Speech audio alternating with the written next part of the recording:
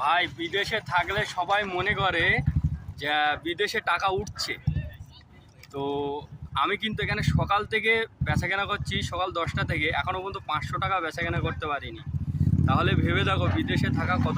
আর আমরা যখন বাড়িতে যাই, মানে পাড়ার যে বন্ধুগুলো থাকে আমাদের, দেখবে তারা এসে কি বলে জানো, এই অমুক বাইরে থেকে বাড়ি এসছে, প্রচুর টাকা নিয়ে এসছে, চল ওকে নিয়ে ঘুরতে যাই। হ্যাঁ, কিছুদিন পরে কিন্তু আবার চিনতে পারে না সেই বন্ধুটা। কেন বলেন তো? কারণ তখন তো টাকা নেই, শেষ হয়ে গিয়েছে।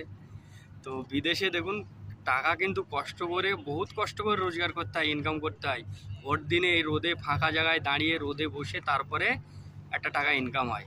তো যখন আমরা বাড়ি যাই তখন সবাই মনে করে যে বিদেশে থাকে প্রচুর টাকা ইনকাম করে, কিন্তু এখানে যে আমরা কিভাবে টাকা ইনকাম করি সেটা আমরাই বলতে পারবো ভালো। কারণ আমরা বিদেশে আসি আর খুব কষ্ট করে টাকা কামাই।